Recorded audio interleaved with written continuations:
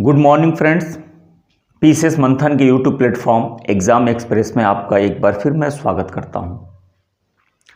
उम्मीद करता हूं कि आपकी पढ़ाई ज़बरदस्त चल रही होगी, और होगी भी क्यों नहीं। आपने भी तो जिद ठाना है ना, एक पद लेके रहना है। तो ठीक है, आज देखा जाए कि कौन सी ऐसी खबरें हैं जो सुर्खियां बनी हैं और वो सीधा आपके पेपर में आएंगी। उसका विश्लेषण किया जाएगा और देखा जाएगा कि कैसे वो प्रश्न बनते हैं। तो सबसे पहले सुर्खियों पर नज़र दौड़ा लेते हैं, फिर उसके बाद उसका विश्लेषण किया जाएगा। विश्व पुस्तक मेला 2025 का आयोजन कहाँ किया गया, इसको देखा जाएगा। फिर अगला, किस राज्य में लागू हुआ गरिमा से मृत्यु का अधिकार, मोस्ट इंपॉर्टेंट। फिर अगला, यूएस बैंकॉर्प की पहली भारतवंशी सीईओ बनी गुंजन केडिया। फिर अगला है, भारत ने दूसरे आईसीसी महिला अंडर 19 T20 विश्व कप में किस देश को हराकर अपना खिताब बरकरार रखा है। और आखिरी सुर्खी आज की होगी, सांची राहड़ बंगाल टाइगर्स ने पुरुष हॉकी इंडिया लीग 24-25 का खिताब जीता है। ठीक है, अब ये कुछ आज की महत्वपूर्ण सुर्खियां मैंने रखी हैं।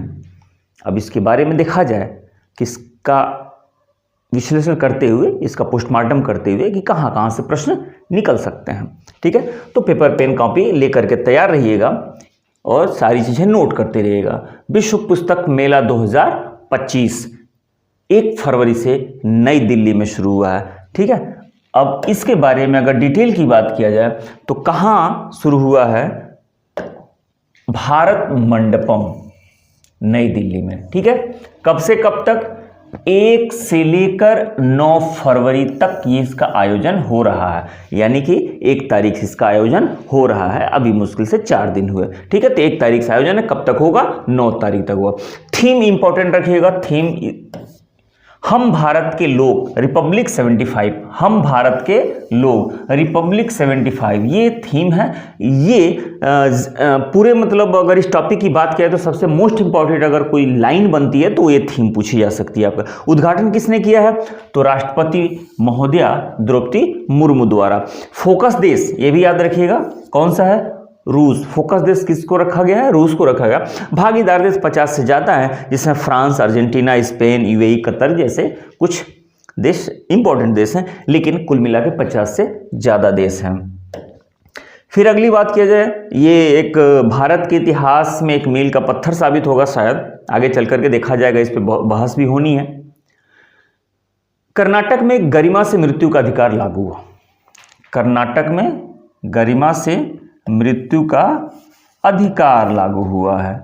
अब क्या है ये, तो देखिए, कर्नाटक पहला राज्य बना जिसने इसे लागू किया है। सुप्रीम कोर्ट के जनवरी 2023 के फैसले के तहत इसे कानूनी अधिकार मिला है। ये भी याद रखिएगा, सुप्रीम कोर्ट का फैसला आया था।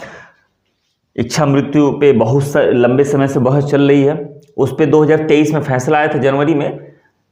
सुप्रीम कोर्ट ने कहा था कि जो लोग अगर बीमारी से जूझ रहे हैं उन्हें इच्छा मृत्यु दे देनी चाहिए। ये सुप्रीम कोर्ट का फैसला था। क्या है नया कानून, तो गंभीर और लाइलाज बीमारी से पीड़ित मरीज इलाज बंद करने का अधिकार रखते हैं। जीवन रक्षक उपचार जारी रखने या ना रखने का फैसला मरीज कर सकता है। अगर वो लंबे समय से बीमारी से जूझ रहा है, वो बीमारी लाइलाज है, आगे वो इलाज नहीं कराना चाहता, जान रहा है, वो सब डॉक्टर भी उससे बता चुका है, तो फिर उसे अधिकार है कि वो इलाज ना कराए। ठीक है, वो मृत्यु में नहीं आएगा। जिला स्वास्थ्य अधिकारी द्वारा गठित मेडिकल बोर्ड इसका प्रमाणन करेगा। हाँ, इसका प्रमाणन करेगा कि हाँ वो बीमारी लाइलाज है।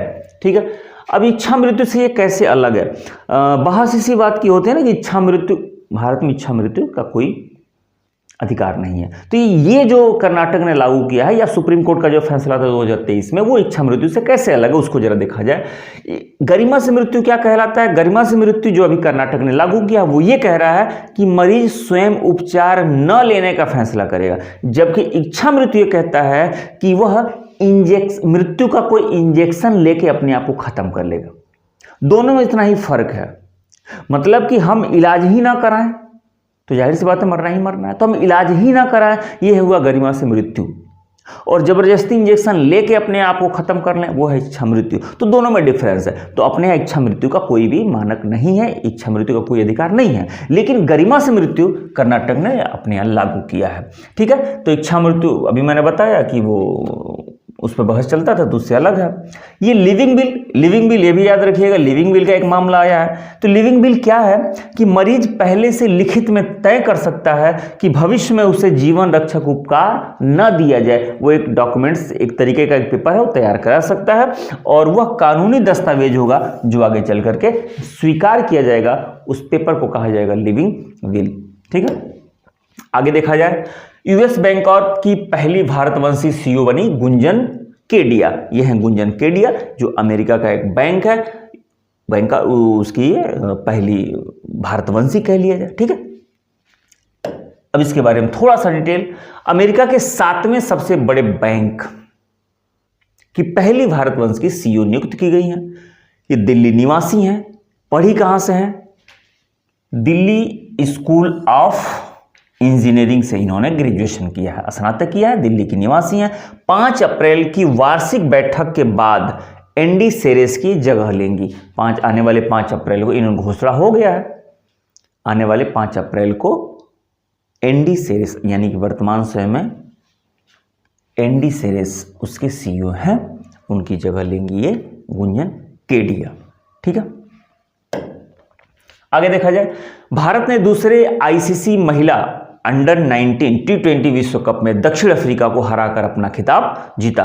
ये हमारे देश की बेटियां हैं, इन्होंने दक्षिण अफ्रीका को हराकर खिताब जीता, और जीता ही नहीं बल्कि बरकरार रखा है। तो इसके बारे में देखा जाए, भारतीय महिला अंडर 19 क्रिकेट टीम ने दूसरे आईसीसी महिला अंडर 19 T20 विश्व कप के फाइनल में दक्षिण अफ्रीका को 9 विकेट से हराकर अपना खिताब बरकरार रखा है, जो 2 साल पहले दक्षिण अफ्रीका में ही जीता था। ठीक है, दक्षिण अफ्रीका में 2 साल पहले हुआ था और इस बार कहां हुआ? मलेशिया में हुआ। तो दक्षिण अफ्रीका में हुआ था तब भी जीता था और इस बार मलेशिया में हुआ है तब भी जीता है। लगातार दूसरी बार अपना खिताब जीत करके बरकरार रखा है, जो 2 साल पहले दक्षिण अफ्रीका में जीता था। प्रतियोगिता का फाइनल कब हुआ है? तो 2 फरवरी को हुआ है। ठीक, कहां पर? Bayuemas cricket oval stadium Kuala Lumpur Malaysia में। अभी मैंने बताया मलेशिया में इसका आयोजन हुआ है। ठीक है, निक्की प्रसाद की अगुवाई में इस टीम की कैप्टन कौन है? निक्की प्रसाद। ठीक है, निक्की प्रसाद की अगुवाई में भारतीय टीम के लिए यह लगातार दूसरी बड़ी खिताबी जीत थी। निक्की के नेतृत्व में भारतीय टीम ने दिसंबर 2024 में, अभी देखिए ये 2 फरवरी को हम लोग बात कर रहे हैं, 2 फरवरी को अंडर 19 T20 का विश्व कप जीता।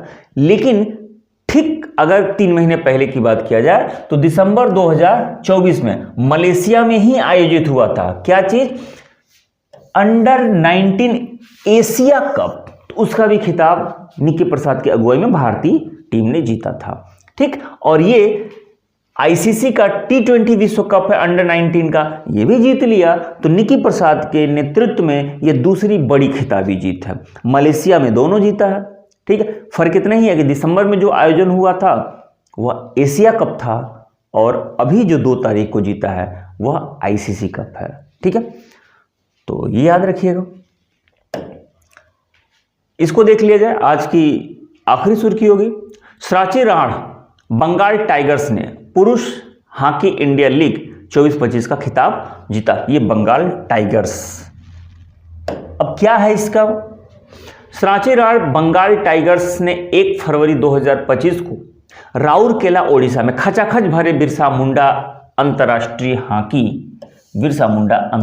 हॉकी स्टेडियम में एक रोमांचक फाइनल मुकाबले में हैदराबाद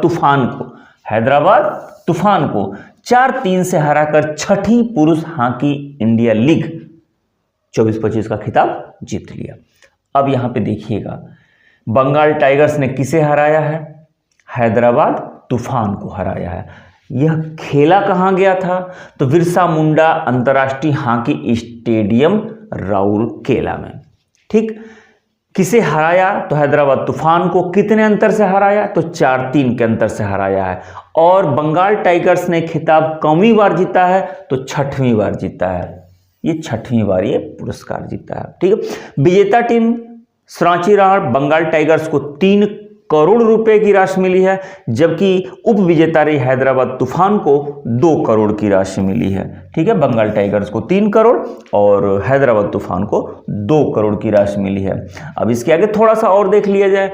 छठी पुरुष हॉकी, ये जो छठी बार हो रहा था, ये 28 दिसंबर 24 से 1 फरवरी 25 तक उड़ीसा के राउरकेला के बिरसा मुंडा स्टेडियम में हुआ था।